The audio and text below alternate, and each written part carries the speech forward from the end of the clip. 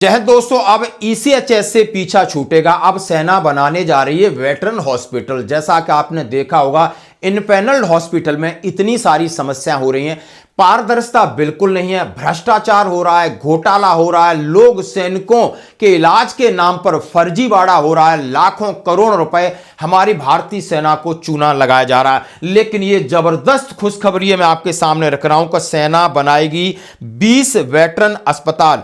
चलने में असमर्थ तो पूर्व सैनिकों को घर में मिलेगी दवा। अब सेना ने समझ लिया है कि नहीं, इनपैनल हॉस्पिटल सेना को बर्बाद कर देगा। और सिविल में जिस तरीके से भ्रष्टाचार पनप रहा है, हर आदमी डुप्लीकेट, हर आदमी पैसा किसी न किसी तरीके से कर रहा है, ईसीएचएस कार्ड का दुरुपयोग हो रहा है, वहां पर सैनिकों को जो सुविधा मिलनी चाहिए वो नहीं जा रहे, कहीं रेफरल करा रहे हैं, कहीं लाइनों में लग रहे हैं। बहुत सारी समस्या का समाधान लेकर के बड़ा एक ट्रायल हो रहा है, जिसमें लेफ्टिनेंट जनरल मनजिंदर सिंह ने कहा है कि पायलट प्रोजेक्ट के तौर पर सेना अब देश में 20 वेटरन अस्पताल बनाएगी। इसके साथ ही चलने में असमर्थ सैनिकों को घर पर दवा उपलब्ध कराएगी। ब्लॉक स्तर पर कुछ वॉलंटियर नियुक्त करेंगे जो पेंशनर को घर पर ही मेडिकल सहायता पहुंचाएंगे।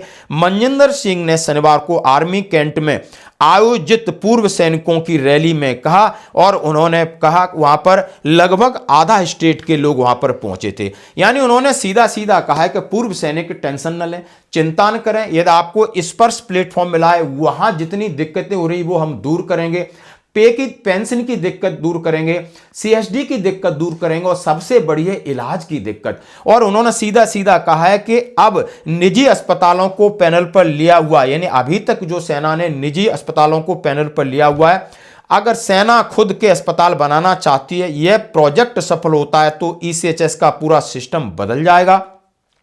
उन्होंने बताया कि जैसे कि हमने बैंक से अपना पेंशन सिस्टम अपना बनाया, और हम इलाज वाला भी सिस्टम बनाएंगे, भले कितनी भी देरी हो जाए। उन्होंने कहा है किसी भी चीज में शुरुआती में समस्याएं आती हैं, लेकिन जिस तरीके से हमने पेंशन का प्लेटफॉर्म स्पर्श को सही तरीके से सुचारू रूप से कर लिया, उसी तरीके से हम हॉस्पिटल भी बनाएंगे और अपना इलाज अपने सैनिकों का अपने हॉस्पिटल में अपने डॉक्टरों द्वारा कराया जाएगा, उन्होंने कहा है। और सीधा सीधा वेटरन्स को कहा है टेंशन लेने की जरूरत नहीं है, और कहा है उन्होंने कि वेटरन्स अचीवर अवार्ड की हुई है, वेटरन से लगातार संवाद होगा, और उन्होंने तमाम तरीके की योजना है वो आपके सामने रखी।